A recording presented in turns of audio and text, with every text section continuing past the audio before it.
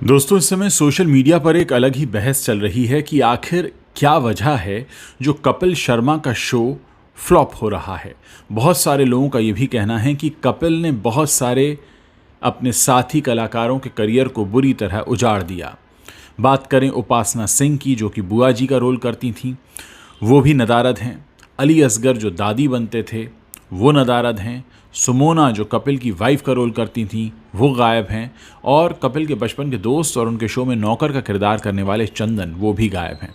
कुछ लोगों का ये भी मानना है कि जिस तरीके से कपिल शर्मा का शो समय समय पर अपने रंग रूप बदलता रहा और बहुत से लोगों को इन एंड आउट करता रहा, उसके बाद बहुत से लोगों की बद्दुआ भी लगी है। बहुत से लोगों का कहना है कि ये शो बिल्कुल तारक मेहता का उल्टा चश्मा की तरह हो गया है, जो चल तो लंबे समय से रहा है, लेकिन इसमें काम करने वाले जो किरदार हैं, अलग अलग चेहरे हैं, उनके करियर कहीं ऊपर नहीं जाते।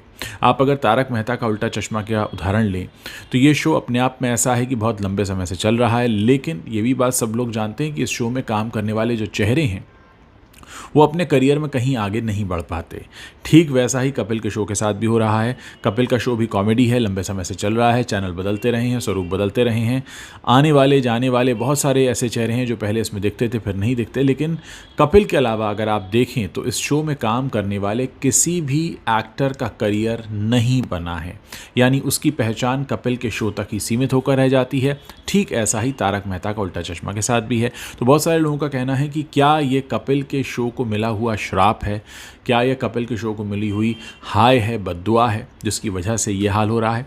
दूसरा, आज जैसे खबर हमने देखी कि जैकी श्रॉफ अदालत पहुंच गए हैं और उन्होंने सीधे कहा है कि मैं पर्सनैलिटी राइट्स चाहता हूं। मेरी पर्सनैलिटी का मेरे जो स्टाइल है, मैनरिज्म है, जिसकी लोग नकल करते हैं, उसको भी बंद होना चाहिए। तो आप जानते हैं कि कपिल के शो में कृष्णा कितने सारे एपिसोड्स में जग्गू दादा बनते हैं, जैकी दादा बनते हैं।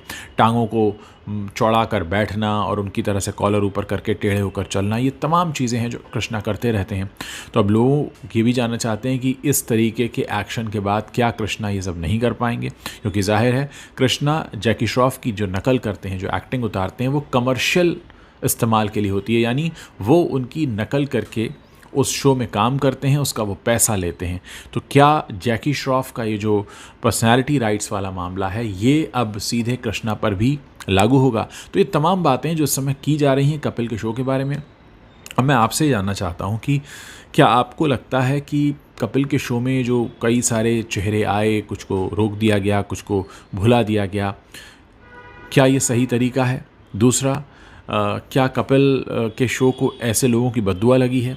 दूसरा, कि अगर आप ये देखें कि कृष्णा, जो कि जैसे मैंने बताया जैकी श्रॉफ की नकल करते हैं, कई बार वो गोविंदा की भी नकल करते हैं, अगर इस तरह से पर्सनैलिटी राइट्स वाले मामले आते जाएंगे और इस तरह की नकल करने पर रोक लगेगी, तो आपको लगता है कि क्या इससे शो को नुकसान होगा? आप इस पर अपनी जो भी राय रखते हैं मेरे इस वीडियो के नीचे कमेंट सेक्शन में शेयर कर सकते हैं।